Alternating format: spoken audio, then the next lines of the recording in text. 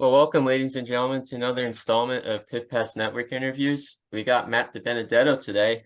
He's the driver of the number 25 Chevy Silverado for Rackley War in the NASCAR Craftsman Truck Series. So thanks so much for joining us, Matt.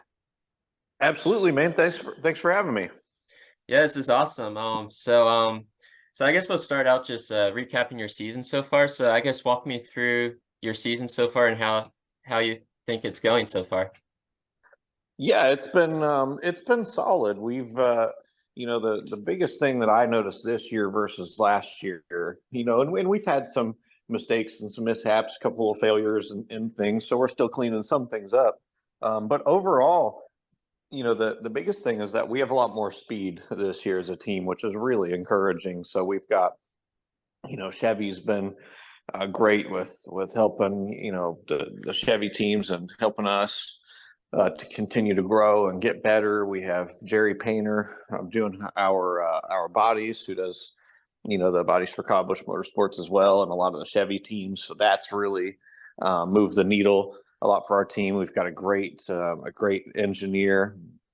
His name is Ryan Isabel, and then obviously my crew chief Chad and all of our team, Rackley Roofing, War Shocks, all the group. What I'm getting at is they've put in a lot of time and effort, trying to, keep growing our team and to get faster. And the speed is shown. So a lot of these places, really about most every track we've been to, we have top 10 speed now. Martinsville, we qualified fifth, and it was a funky race because of the rain and all that mess nonstop. But if we could have freed our truck up and it had been a conventional race, we had a truck that truly had, the speed to have a shot to win, which was, super encouraging. So I'm proud of all the effort of the team. I'm encouraged and excited for the rest of the season as well.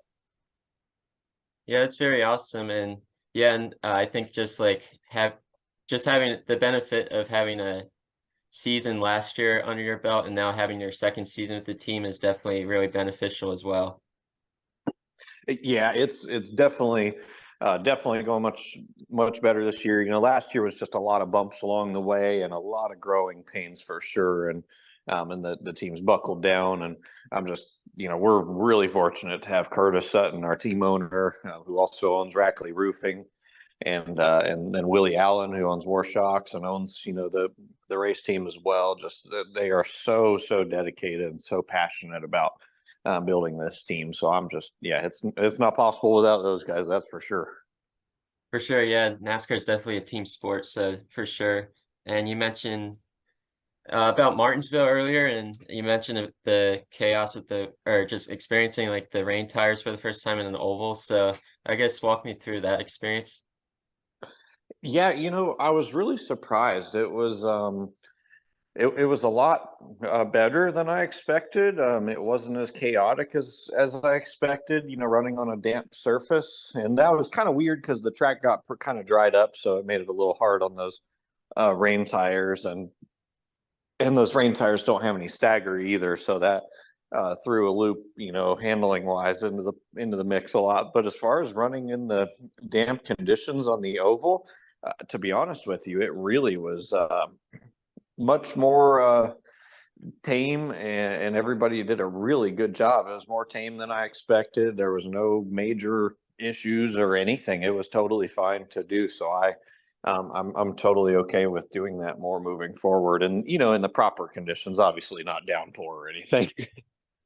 For sure, yeah, I was really shocked like when the race started and they were on rain tires. I was really shocked that you guys were made it the whole like 25 laps before the competition caution or whatever, and was able to make it like the whole way without anyone spinning out or anything. So that was, I guess, a great testament to the rain tires.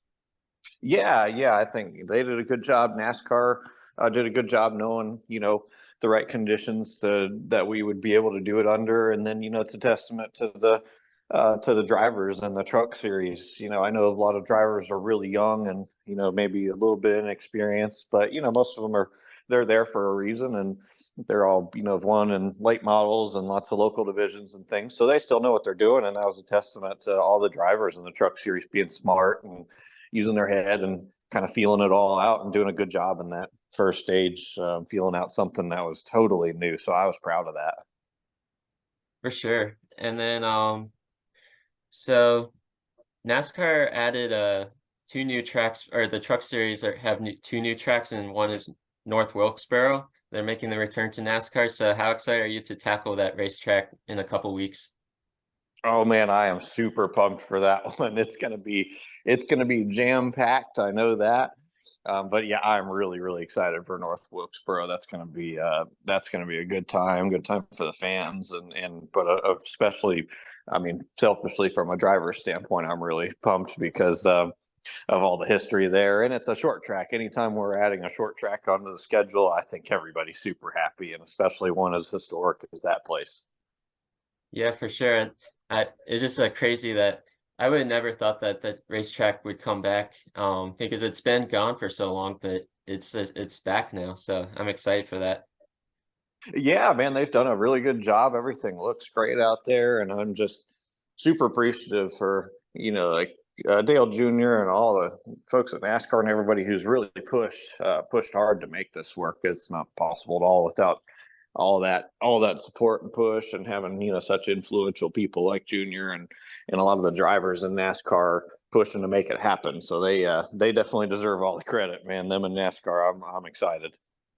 For sure. And how are you going to prepare for that race since you never raced on there before? Are you going to go on iRacing or and such? Oh yeah, we're going to be doing some iRacing. That's going to be my prep for sure.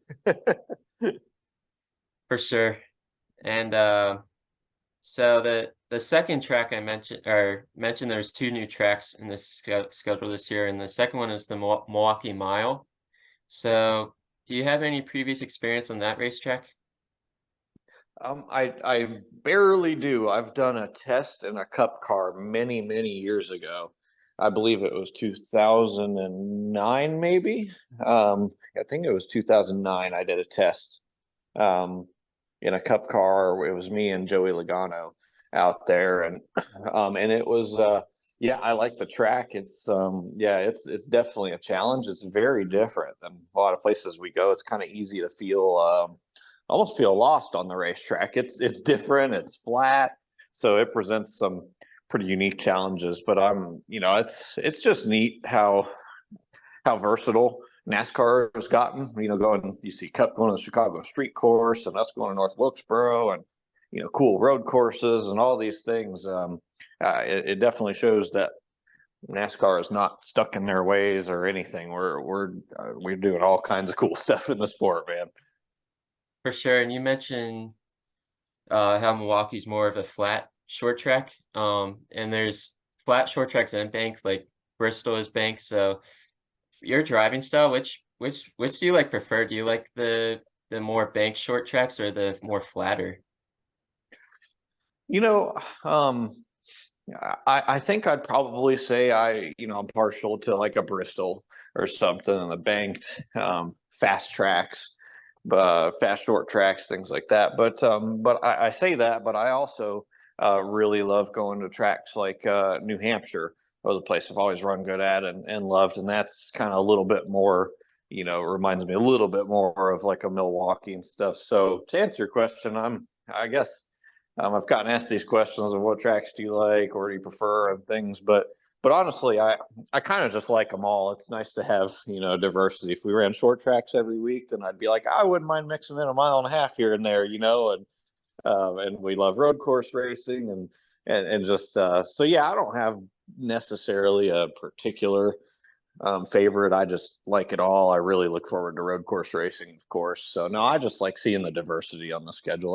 That's my favorite. And racetrack's a racetrack, and we just make them go as fast as we can in circles, no matter where we are.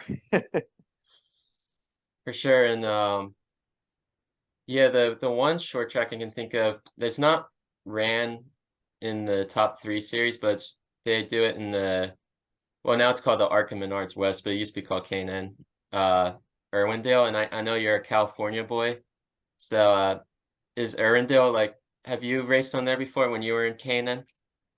I did. Yep, I raced there one time, and that was one of the coolest tracks that I've been to. And Yeah, we were actually just talking about, I was talking about that with my team owner, with Willie Allen, just a couple weeks ago. We were talking about Irwindale and how I would be a big advocate for that place maybe being on the schedule. If the trucks could go there, it would be super cool. And also, Kern County is another really cool racetrack out there that I, see and watch some races at, and would love to see, maybe those on the radar for the future. Who knows? But yeah, Irwindale is a really neat racy kind of place that's unique. For sure, and yeah, like mentioned earlier, like North Works Wilkesboro being added, like I think like anything's possible for like tracks being added. Like they even added a street course this year for Cup and Xfinity, so I feel like any track's possible at this point. Yeah, exactly. I love seeing that. More kind of everything's on the table. I think in years past it wasn't so much that way, but yeah, nowadays, man, we're especially through the COVID time, it really showed how flexible NASCAR can be and what the whole sport can do as a whole, because everybody really operates together, and the sports come together so much over the years compared to I first came into the sports, and now I mean they've just made such amazing strides. The communication is has come such a long way, and everyone at the sport just really truly cares, all the way to Steve Phelps is NASCAR president, and every time he sees me, I mean, he just makes me he makes you feel so special, and he's so respectful, and so he's just such a nice man, and they really truly care about the sport and about all the competitors and the teams, and that's what makes NASCAR really special. For sure. Um, so I guess we'll transition. The so you experienced your first NASCAR win last year after years of clawing and trying to get that first one, and it was in the at Talladega last year in the truck race. So what ultimately did that win meant to you? Like, oh, like just because you had to go through, or you had to be like really persistent and persevere through everything, like tough losses and all and such. So what was that win like for you? Meant for you?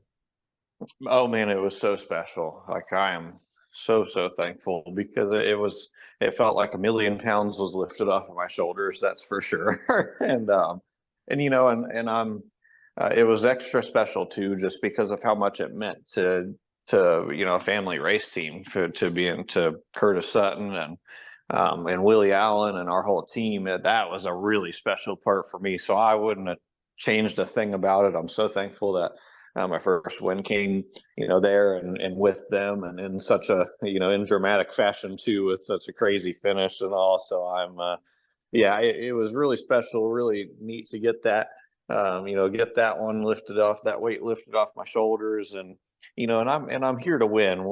I know I've kind of had a big reset in my career, moving to the truck series, moving to Rackley War, and I'm so thankful for them giving me the opportunity, and Rackley Roofing believing in me and getting behind me, and supporting me 100%.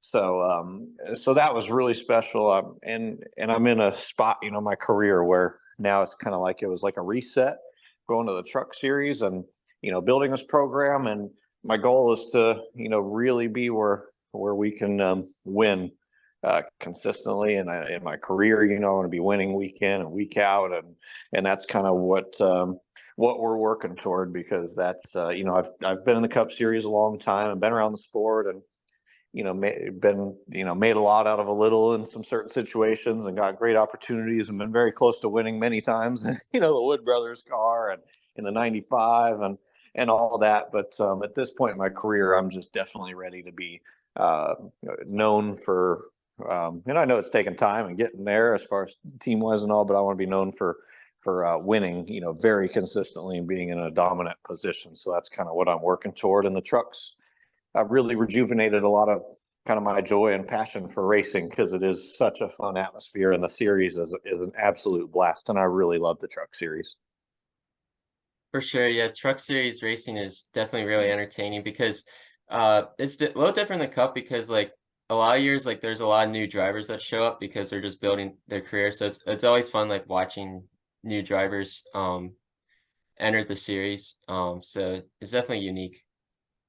Yeah, 100%, man. And there's always, and I really want to kind of make more effort and been talking with some folks about bringing more attention to a lot of the young and up and coming drivers and some of the female drivers and all that's Chevy development drivers and such, because yeah, these are the folks that you do see coming and entering into the truck series and such, and lots of up and coming drivers, your Chandler Smith and I mean so many different drivers have come through the truck series that make their way up to Xfinity Cup Series and things. So yeah, it's a tremendous series. It's a lot of fun, and I'm thankful to be there. I really love racing in the truck series, so I don't you know necessarily have wherever God wants me is where I'll be, but I don't really have any plans to to go anywhere or leave. I'd really like to build keep on building on this.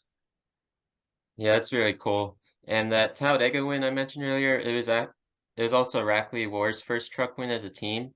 So, because that's so like monumental and stuff, is that truck displayed, like the truck you raced with displayed at your shop, or have you raced that truck since that win? Nope, that truck was retired after that win, and it is in the in one of the Rackley Roofing offices. So Curtis was really proud of that, as he should be, because he's Rackley Roofing, and he's the one that's gotten behind all this and made all this happen and gotten this team started and everything. So he 100% deserves that truck to be sitting right smack dab in their office. Yeah, that's really cool. Just going in the shop every day, just seeing that must bring joy to you. 100%. That one was so special, and it was neat because that was we were really working hard on our mile and a half program and our short track program and things, and we hadn't put a ton of effort into our speedway truck because you never know in those races, they're kind of a crapshoot sometimes. So that was actually one of the oldest trucks that we had in the shop, and that ended up being the one that went to victory lane, which is pretty funny. Yeah, that's really cool. And yeah, you had an interesting experience last year at Bristol Dirt. Uh, your truck actually got like stuck on Austin Wayne Self's truck for like a almost like a whole lap, and it your back bumper was attached to his front bumper, and you get for some reason you guys couldn't get separated. So I guess walk me through that experience last year.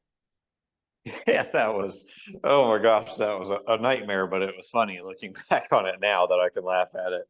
But yeah, I went in the corner under the 22 of Austin Wayne Self, and I drove in and I got tight and I slid up the track a little bit, and my back bumper made contact with his front, and the way that it did, it just basically punched my rear bumper bar directly through his nose in the front of his vehicle, and we were just completely stuck together, which was the weirdest darn thing. I could not, nobody could believe it. I couldn't believe it, and it was like almost half embarrassing just sitting there being stuck to another truck. And I'm like, oh my gosh.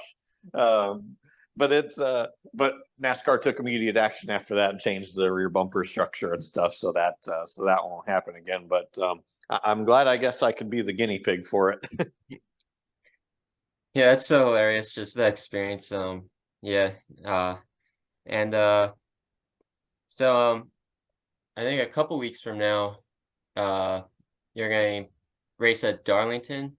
So that weekend's always a unique weekend because it's a throwback scheme. Uh, Drivers are allowed to throw out some throwback schemes. So last season you drove a Sterling Marlin throwback. Do you have like any indications what your throwback may be this year? I don't think, that's a good question. I don't remember or don't recall. Don't think we were doing anything in particular this year. I do need to check and be sure, but I think this whole year's gone by like such a blur. But yeah, that one we did last year, that Sterling Marlin throwback, was really special, and we had a cool helmet painted. Gave that to Sterling Marlin after, and I remember as a kid, growing up watching the Silver Bullet and Sterling Marlin always getting the pole all the time, and racing, getting lots of wins. And I really looked up to him. He was just an old school hardcore racer. So it was really neat to run that truck last year, especially with, Sterling Marlin being out that way, out near Nashville, where our race team is based out of. Yeah, that's really cool. And I actually went through like your throwbacks throughout the years. And 2017.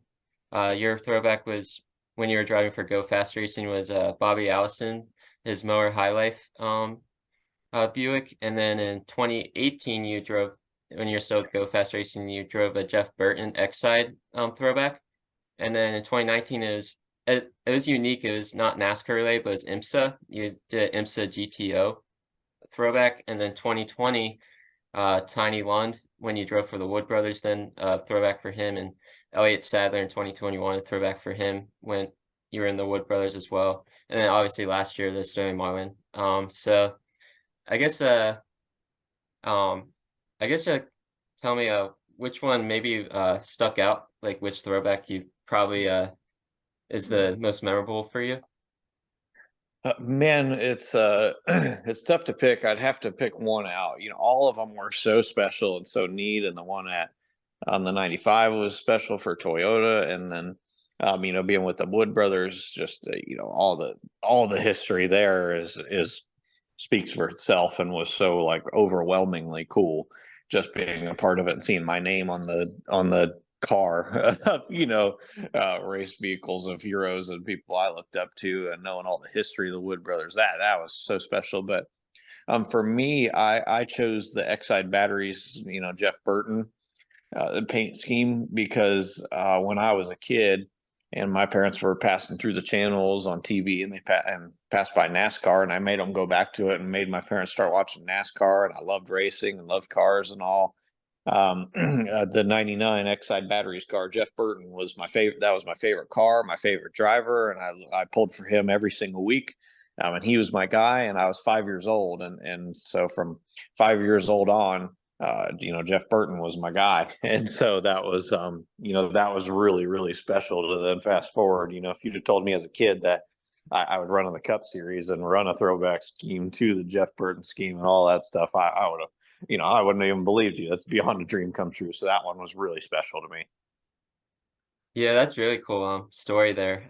Background story of just being a Jeff Burton fan and just and then driving his car. So that's really cool. Um so I guess to the theme of tracks, back to tracks, you mentioned road courses earlier. What's their favorite road course you raced on now? Oh, that's tough. Road America is always one of my favorites. I really, really love going to that place. So that's probably a favorite. I enjoy Mid Ohio a lot. And the Truck Series is a blast. So I look forward to going there. So to answer your question, I like all of them. Circuit of the Americas is beautiful. I mean, such a state of the art facility. So that place is neat to go to. So it's a little bit too hard for me to pick, because I just love road course racing so much that it's a little bit difficult for me to pick a favorite, just because I look forward to going to all of them so much, because it's such a fun change. For sure. And I was surprised you didn't answer Sonoma because that's in your home state. Yeah, I was surprised you didn't answer that. Yeah, I was about to mention Sonoma as well. I'm actually sad. I was really sad to see that it wasn't on the schedule this year, because it was neat to go out there last year. And Sonoma's fun because it's kind of slick and worn out, technical.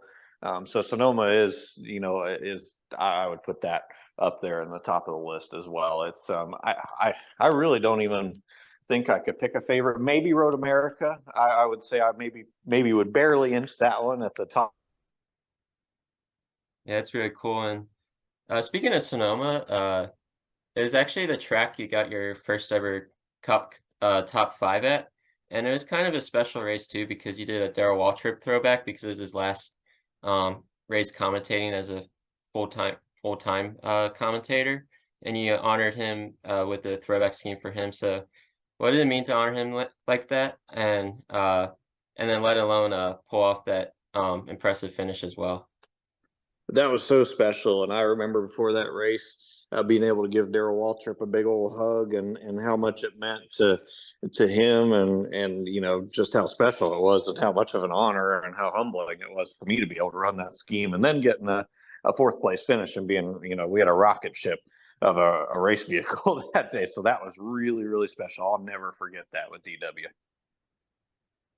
Yeah, that's really cool. And um, So back to the tracks. How about short tracks? So what's your go-to short track there? Your favorite? Bristol Concrete. That's going to be my go-to always. I love that place. Got a special place in my heart. For sure. And um, I can tell that Bristol is one of your closest ones to your heart because I remember 2016 you got a sixth place finish there. You're with BK Racing, and that was like a breakthrough race for you at Bristol. And then 3 years later, you led over 100 laps and were that like so close to getting it in the end, but Denny just got you. But so I could tell Bristol is definitely close to your heart there. Definitely, yeah. It's a place that I just take to, and really, really fits my driving style. You got to attack that place and be smooth and fast. It's yeah, that's definitely For sure. And so going to intermediate tracks now, which one would you say fits your driving style the best and is your favorite? Oh, sorry, you cut out there. My Wi-Fi decided not to work. All good. I'll try again. What for intermediate tracks? What would you say is your favorite out there of those and fits your driving style the best? I would actually have to say probably this weekend, Kansas, ironically, because you can run every lane on the racetrack and it's such a racy place. So Kansas is probably my favorite mile and a half. Yeah, it's really cool. And then the last one is super speedways for track layouts. So which one would stands out for you for that? Um, I for some reason, I don't know why, but I prefer. I really like Talladega. I like them both. They're both similar, have lots of similarities. But yeah, I don't know. That I feel like the even though it's a similar style of racing, there's some differences in approach to the two and decisions that you make and lane choices and things. So yeah, I love them both, but I enjoy. If I was picking probably Talladega, maybe because it's the fact that it has a little bit more room. So if there is like some carnage and things that happens, obviously, maybe there's a little more bailout room. It feels just it's a little less narrow and such. So probably Talladega for that reason. For sure, and it's a unique racetrack too because the start finish line is further down the straightaway than Daytona. Like, so it's pretty unique. Yeah, definitely, and I'm glad the start finish line's right where it's at because we we got that win there, which was cool. Yeah, for sure. That's really cool. And so I guess changing topics. I guess walk me through your journey in racing, how you got into NASCAR. Um, I nobody in my family raced or had ever even watched NASCAR, and like I was mentioning earlier, it was my parents were passing through the channels on TV and passed by NASCAR. I made them watch it every single week. I rode four wheelers and dirt bikes.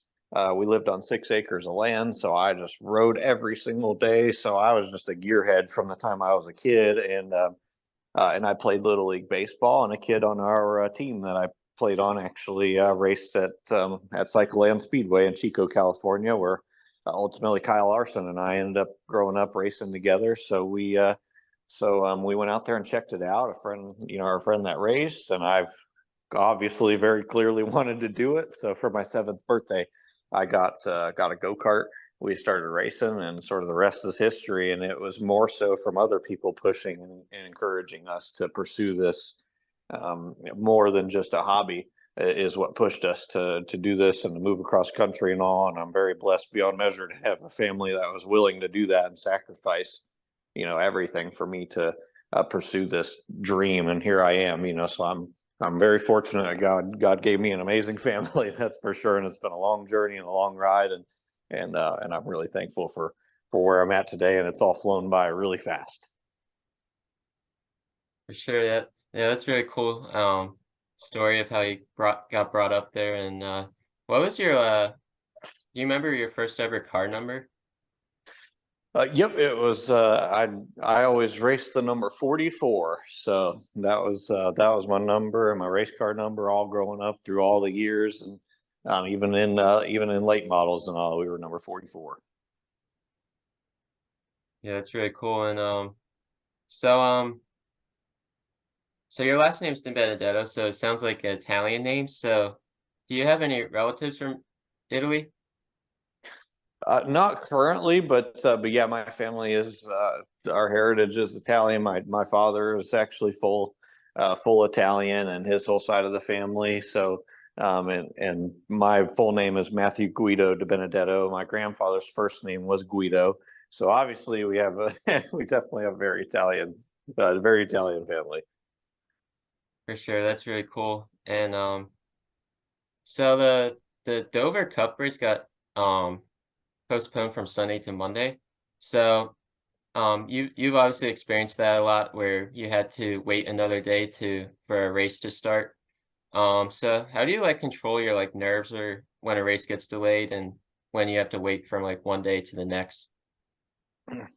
You know, I think after we do it for so long, the race car is just our office. You know, that just becomes like your office and your home. And actually, it's where, for me at least, that's where I'm comfortable. And surprisingly, this sounds a little backwards, but when I get in the race car, that's uh, the nerves kind of go away. If there are any beforehand, they just kind of go away because it's like, okay, I'm in my office. This is my work jam right here. So even if it's delayed a day and all, it's like it's crazy what what race car drivers can do. Even cold turkey, you can throw us in.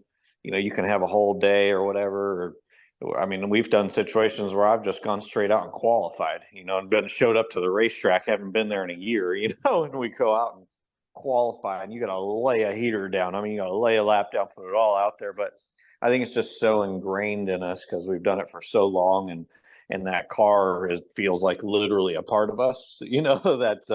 That those kind of things don't really play much effect on us. With obviously being fortunate to have a lot of experience and time behind the wheel, I wouldn't recommend or say the same for maybe somebody new in the truck series or up and coming and things. But when you do it for a long time, it just becomes so ingrained in you.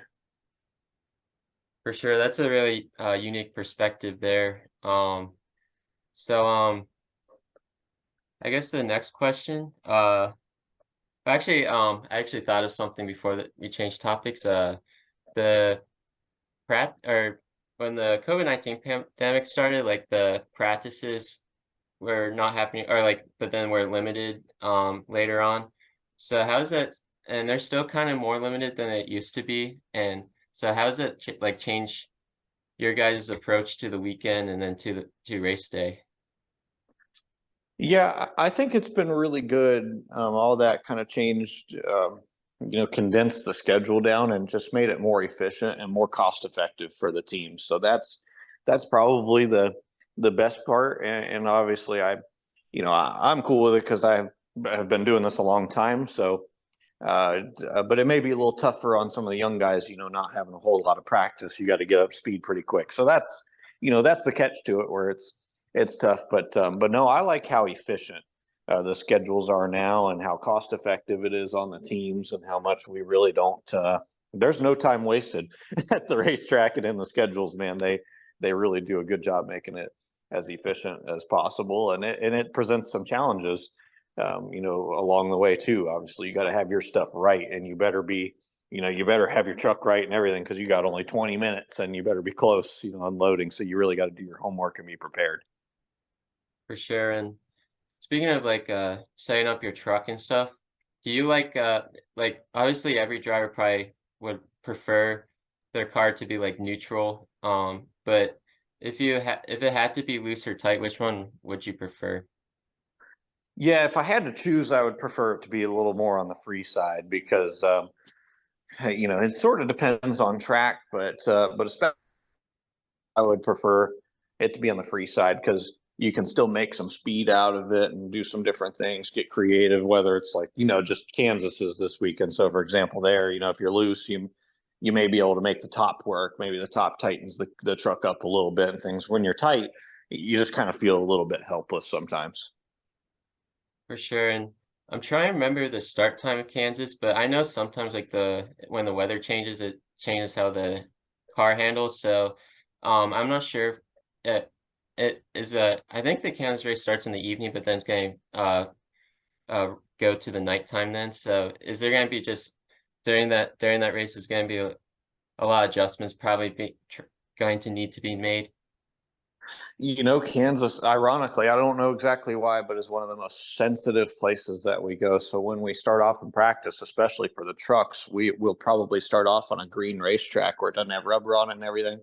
And we only have 20 minutes. And I've had this bite me in the past. So I've learned from it. When you go out on a green racetrack and during the day, you'll go out there and be like, it's so loose, I can't drive it. And you're like, oh my gosh, we need to tighten it way up for tonight. And then you qualify, and then you then the other series run, and they do all their practices and everything. They lay a bunch of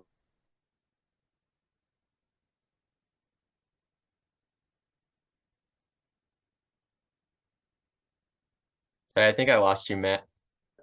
and then you'll start the race and be like, oh my gosh, it's so tight, I can't even turn. And then you spend the race undoing every single adjustment that you did, thinking that you were going to be way too loose. So this track is really, really sensitive to the rubber, and the daytime versus nighttime. Kansas is super ultra sensitive to that.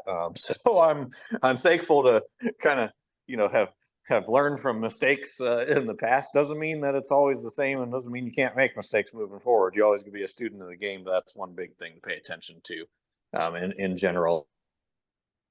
For sure. Yeah, that's really cool, like behind the scenes, like because not every fan knows what's going on, like with the because like just how everything changes with the weather and then like the rubber buildup. So that's really cool perspective there.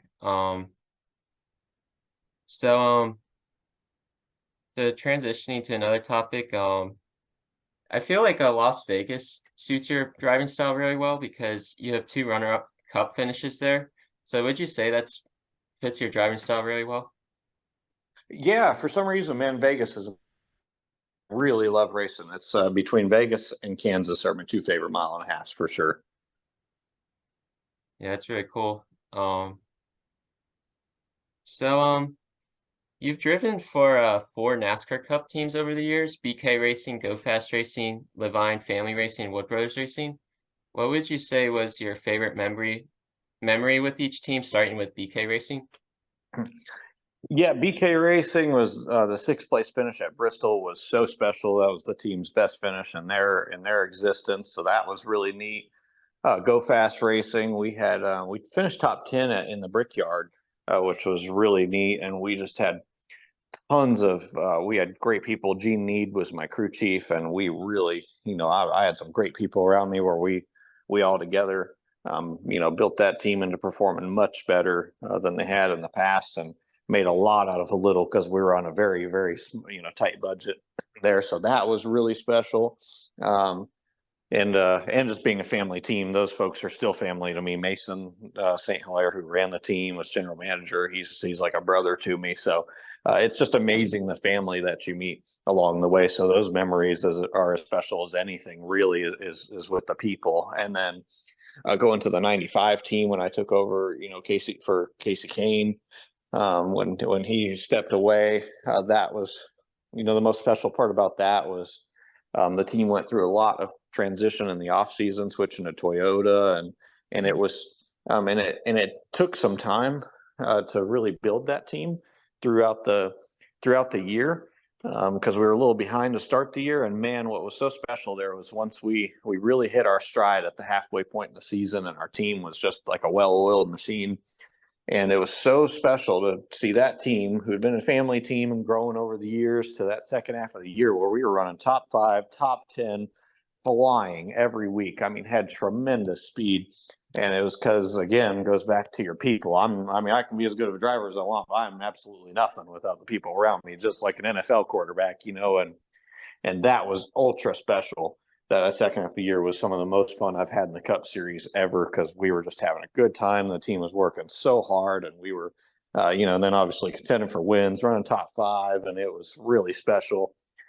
So that was a tremendous memory. And then the Wood brothers, um, you know, honestly, best memory there was just spending time with the Woods and Nancy Wood. They were just so special to me, and Nancy Wood was a big part in leading me into giving my life to Christ and having a personal relationship with the Lord. And truly, I mean, God used her to change my entire life and used their family to change my whole life. So a lot of these things go so far beyond just racing and just driving in circles. And I'm really super fortunate and blessed for this whole journey. And so the people and the memories are really the most special parts to me, even above the fun part of being able to drive in circles for a living and having a cool job. For sure, that's really cool, perspective of all those teams, and, yeah, and you mentioned about your faith, and you talk about your faith a lot on social media, and I'm actually a fellow Christian as well, and, I guess walk me through your faith journey and your testimony. Yeah, man, absolutely, and good to have brother in Christ like yourself, man. It's so neat to have gained such eternal family, and so how radically my life's been changed in the last couple of years, and the true miracle of my testimony, to be honest, is how God changed me. That's a miracle. I mean, I invited, I needed to know, kind of the short summary here is this sport can be stressful, and life itself in this world can be, can definitely be very stressful, and you can get caught up where your focus and attention is solely on the temporary and solely on this world and and things. But when you go through struggles, I went through lots of struggles. Even my wife and I were going through struggles. My dad was battling depression and some suicidal thoughts and things there. And which have been cured, praise God, all of it. And so, but those things actually, there's a quote that I just saw the other day from a fellow Christian that says this and uses this a lot. He said that I think the quality of your life will be determined by the quality of questions that you ask yourself.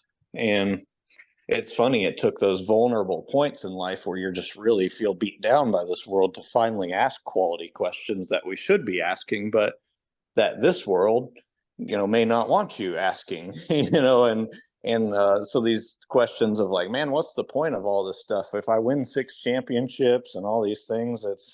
It's still temporary. Like 500 years from now, nobody's going to care. What's the bigger picture? What's the point of just life in general? And so the struggles in my life ended up saving my life and ended up being the biggest blessing in my life and got me to start opening my heart to things that I hadn't in the past, and understanding, just wanting to know. I just started wanting to know the truth, and ultimately, fast forwarding, I started recognizing that we are in spiritual warfare.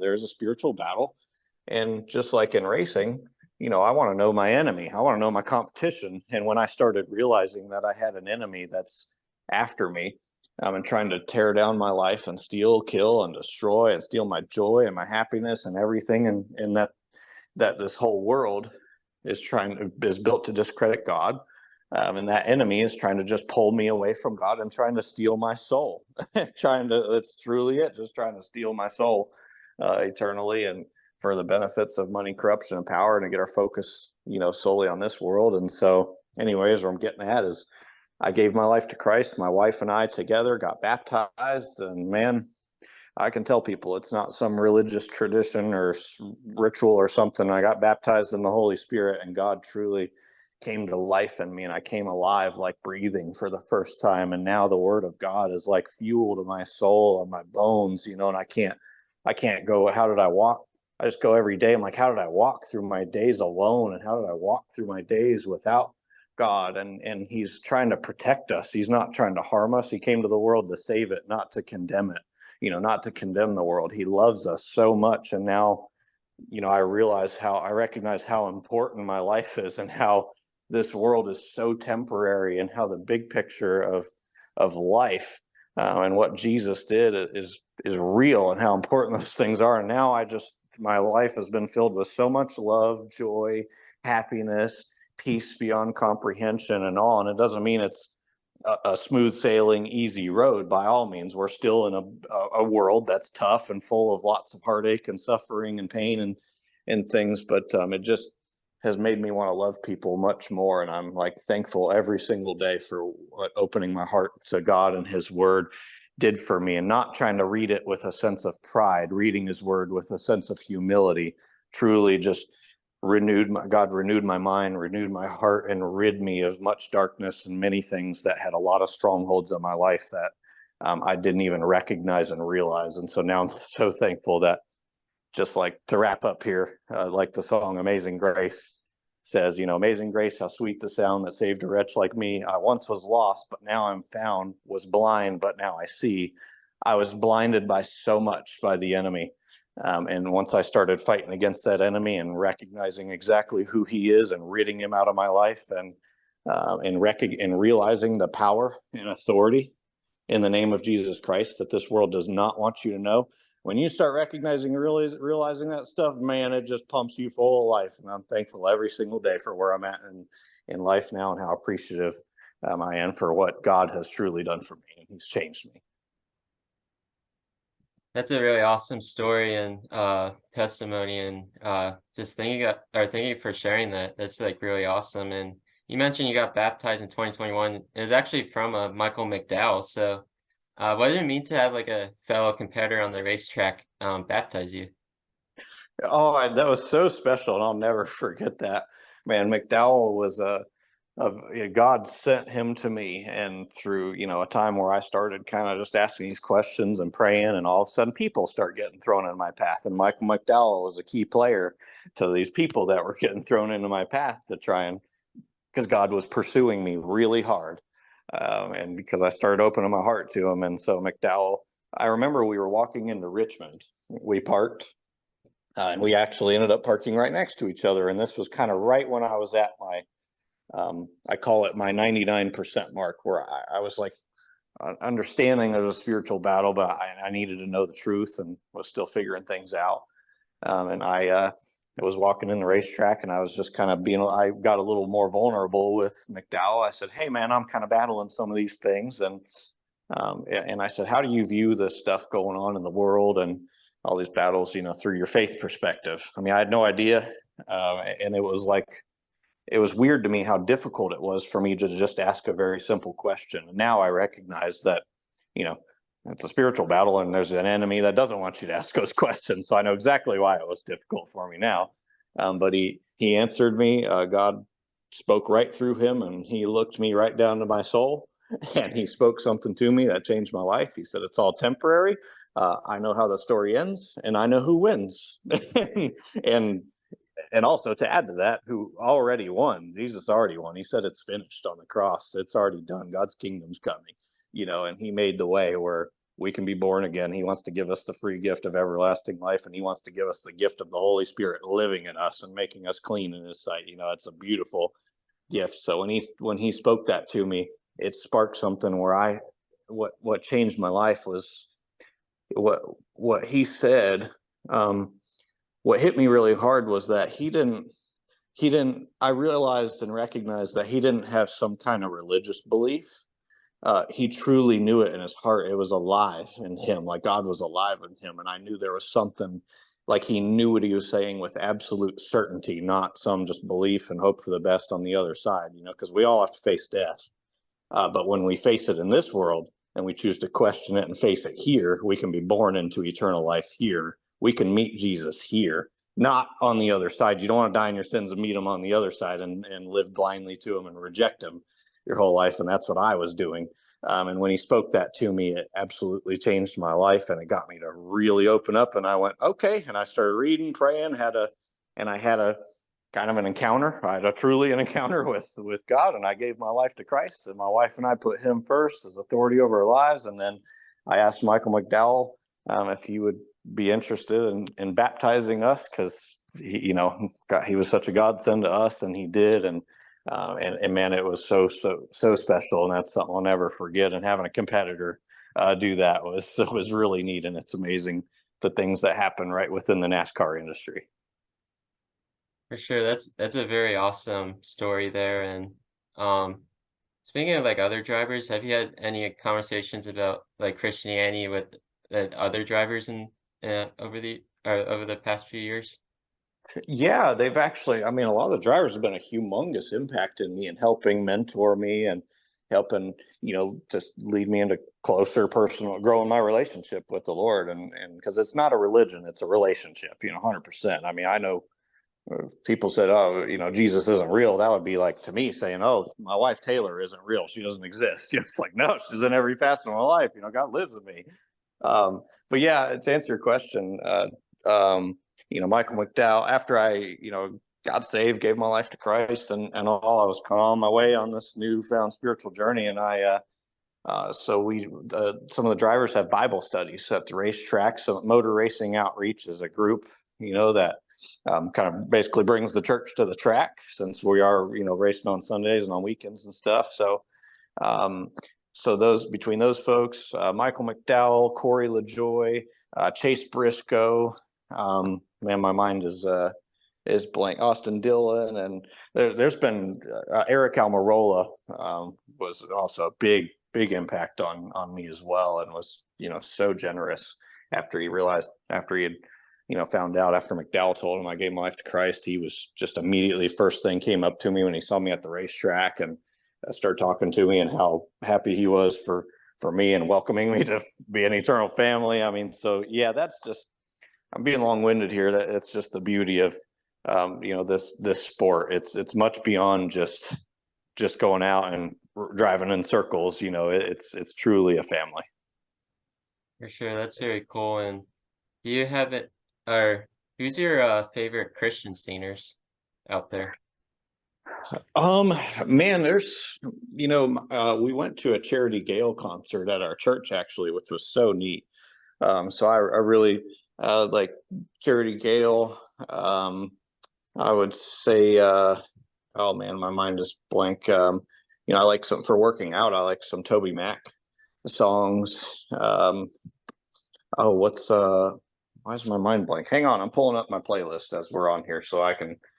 Well, let's give you a quick rundown. We got a second.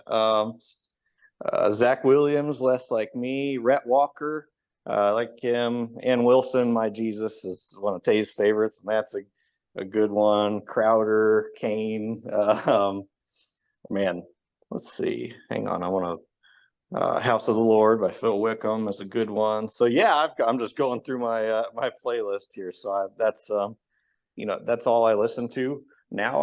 I've cut out most mainstream music, and I love just you know in the spiritual battle that we live in, filling ourselves with the mind of God, the Word of God, and spiritually, listening to Christian music is just so uplifting and filling you more. Worship music is huge. Music is it's a big spiritual impact on us and on our mind and on our subconscious and all. So I do love listening to my Christian music, and and it was neat for me because it was a totally new realm of music I'd never heard in my life before. So it was like, oh man, I'm tapping into a whole new, it's like all completely new for me, total life change. Yeah, that's really cool. And so I guess a topic I forgot to ask about is so like when you transitioned from Cup to truck, it was right before they changed to the next gen car. So did you have like any seat time maybe in like a test session like before a Cup or before they changed to next gen? No, actually, I've never drove one. Never had the opportunity to drive one. I've drove them in the simulator though, so I have some seat time in the simulator with the next gen cars, but never have gotten the opportunity to sit behind the wheel of one yet. Yeah, that's really cool. And you're when you're experiencing a cup car like the before the next gen, so the Gen 6 car, um like now driving a truck, do you notice any difference in how they drive? The Gen 6 car with the high downforce package and the low horsepower was actually pretty similar to how the trucks drive. So um, it almost felt like barely any transition going to the trucks from that package in the Cup car specifically. So there's some little minor differences where the trucks punched a pretty big hole in the air because of the big cab and everything. So you do battle some maybe different aero things and tendencies, and the runs are really big, like real big, because the trucks do punch a big hole in the air. If there's two trucks side by side in front of you, and you're drafting them at Kansas or whatever down the straightaway, it feels like you pick up 20 miles an hour. So yeah, it was a pretty easy transition into the trucks, and I did enjoy running those Gen 6 Cup cars. Yeah, that's awesome. And uh, in the truck series, you're a season and like 5 or 6 races in now in the truck series. So over that time period, have you developed like close friendships with some of the truck competitors? Yeah, yeah, I have been. Ben Rhodes is always a good friend. I enjoy talking to Ben and Grant Enfinger. I'd say him and I bounce a lot of things off of each other and help each other out a good bit. Haley Deegan is a great friend. She came on my podcast before, and so we've just really became friends. And she's a terrific person. I always am a big advocate for Haley and really thankful for what she does for our sport and how many fans she brings in. So yeah, honestly, I don't have any like Stuart Friesen also is a tremendous guy. I really like Stuart and just actually donated a fire suit to a charity golf tournament that they did last week. So they're just truly wonderful people. So there's all kinds of really good people in the sport. I don't have any feuds with anybody, which is good. That's good news. And I really like all the drivers, and I really try and help and appreciate and respect the young drivers coming up because I feel like an old fart compared to a lot of them. And but these guys are the next. They're the face, the next generation of drivers, just like college, football or anything. These guys are the up and coming next guys that you see that make their way through, and if they have all the talent, they can make it all the way up to the Cup Series. So I definitely am a big advocate for people paying attention to the Truck Series, watching these drivers, studying, paying attention to who's good because these are the up and coming guys. Yeah, that's really cool. And so during your childhood, uh, have you tried any other sports throughout your childhood, like maybe at school or something for their school, or just all racing? Yeah, I have, and I learned I just wasn't very good or passionate about any of them other than driving in circles.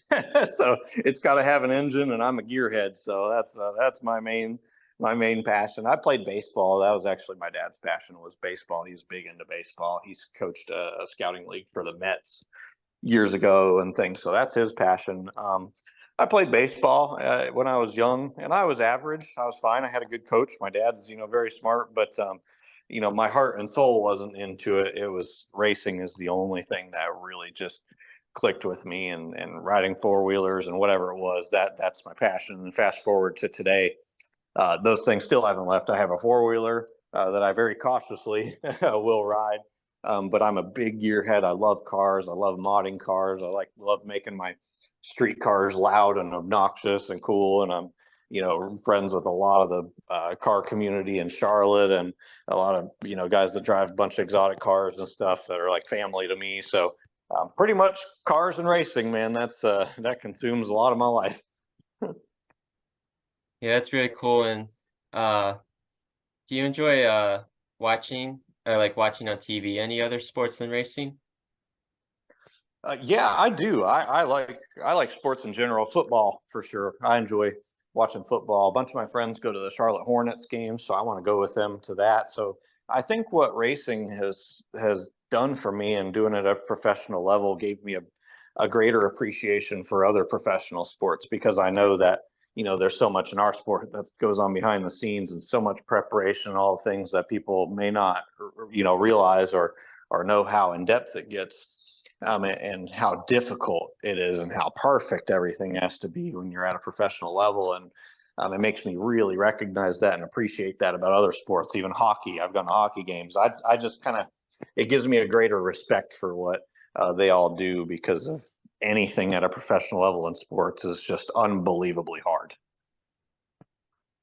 For sure. And so like outside of racing, what do you enjoy to do in your free time? I love cars, so it's usually a lot of things involving cars. My wife and I like to go on dates or drive. I have a C8 Z06 Corvette with a fab speed exhaust and stuff, so it's loud and fun to drive. So we enjoy, maybe taking the car out to a date or driving to Charlotte and hanging with all my car friends and doing car meets or dinners with a bunch of our a bunch of the guys, things like that. I like doing track days, so I enjoy. I have a personal Camaro ZL1 1LE Camaro that has a cage and a roll bar in it, race seats, harnesses, all that, and it's very very modded. Sounds like a race car, basically is a race car. And so I actually like to take that to VIR and a couple of racetracks and get some road course time in. And it's not really like work for me. That's just like fun going on the track and playing. And I can take my wife for a ride and have her strap in passenger seat because she's brave enough, and I'll take some friends for rides around the track. So that's really special. And aside from that, I love to be outdoors. I mean, aside from cars and all that, I just love to be outside. We're almost never inside. I like to, I love to play disc golf. So that's something I really enjoy. I like disc golf. I'm terrible at regular golf, but I love disc golf because I can bring my dog Brian. So I love spending time with Brian and taking him to the disc golf course, going through the park, playing, and my wife walks with me. So, and I'm probably missing many things, but I just love being outdoors, and obviously then anything to do with cars and racing. Yeah, it's very awesome. And so I guess we'll end with some fun questions I have listed here. Um, so I guess the first one is, have you ever been overseas? I have the furthest I've really ventured is actually just going on cruises. So our family, we used to do going on pretty much like annual cruises. Our whole family would go, and so we'd go to the Caribbean. We've been to, Aruba and the Turks and um, Belize and all kinds of neat islands in the Caribbean. So other than that, really haven't ventured, too far outside of, let's say, down in Cancun and the Caribbean islands and things like that. But I would like to, there I would love to go to Israel. That's my church is going actually next February, but it conflicts with the race season. I was really hoping to get to go with them, but yeah, I think yeah, we want to do a little bit more traveling. And the neat part about the truck series schedule is it kind of allows a little more flexibility. I haven't really had that time and flexibility in the past to do a whole ton.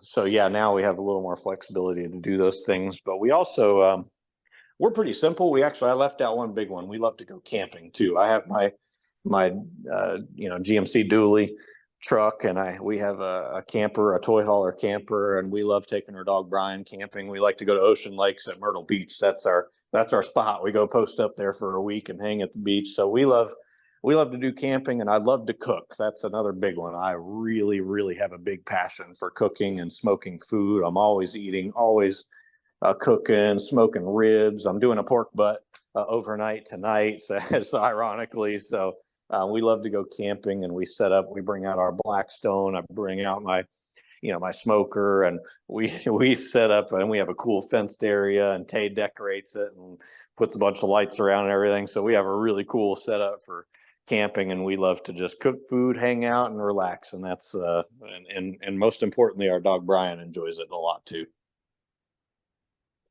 Yeah, that's awesome. And I guess the next question is, what would you say is on your bucket list?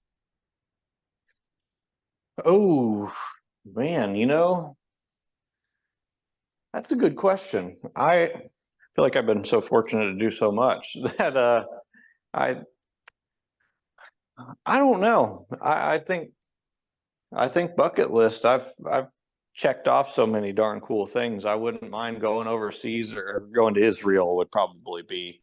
I would put that probably up there on the list of maybe checking out Israel and all that. But man, other than that, I'd say that would be on a personal side, and then on a more of a career side, I would say, I want to get a spot to win a whole bunch of races. That's bucket list is to be in victory lane a whole bunch and very consistently, be winning, you know, week in and week out. So that's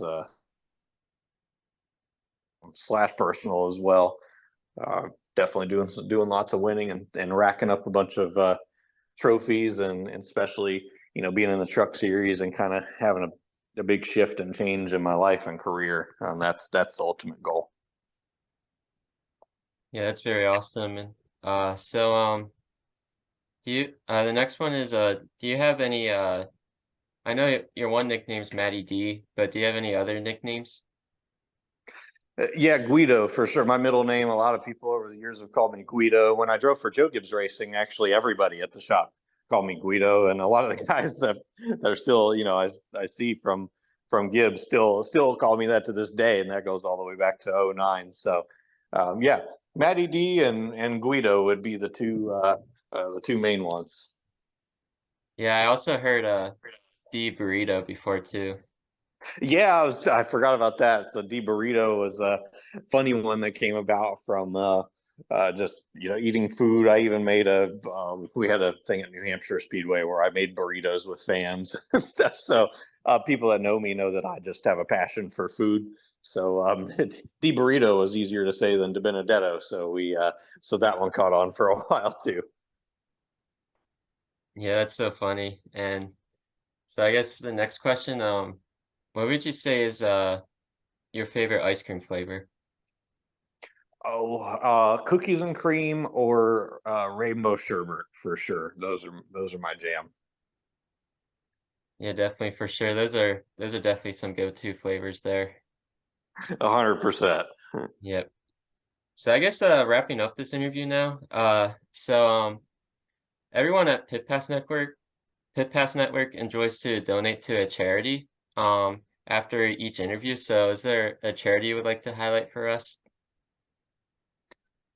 Oh man, that's super cool that you guys do that. We're big into helping animal rescues, which the one that we were helping actually doesn't kind of came apart or isn't in existence anymore. So we're looking to do more things to help animals because our dog Brian is so he's a rescue. So I would say anything animal rescue related, or obviously, our local church is just so spirit led, and they do such amazing things, and the outreach they do is incredible.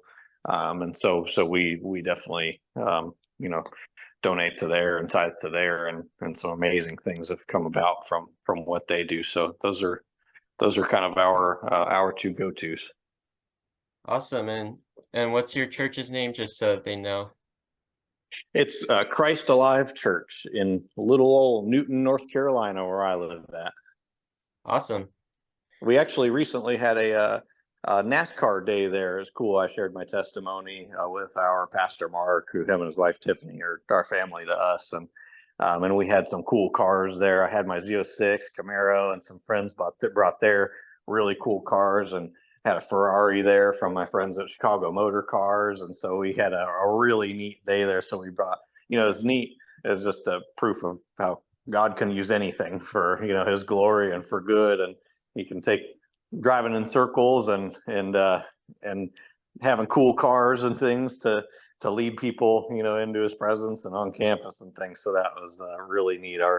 I'm thankful for we were searching for a church for a little while and went to a few, and we went to some good places and all, but when we landed at our place, just praying knowing God was going to land us where He wanted us to be, this place was it was honestly a little out of my comfort zone at first because it was just so spirit led, and God's spirit, Holy Spirit, was definitely filled in that place, and it's a wonderful place that I'm thankful was put in my path because they've grown me a lot and surrounded me with some amazing family. Yeah, that's very awesome. And so I guess that wraps up the interview. Yeah, thanks, Matt, so much. This has been a great honor to interview you today, and wish you the best of luck the rest of the season and years to come. Absolutely, man. Thank you so much. I appreciate it, brother. Yeah, it was very awesome. Thanks, Matt. Yeah, no problem. And if you want to send that over to Monty, we can send the interview over to him, and we can share it on I can share it on my social media and his stuff and everything. And we'd yeah, I'd love to push that out. That was a good interview.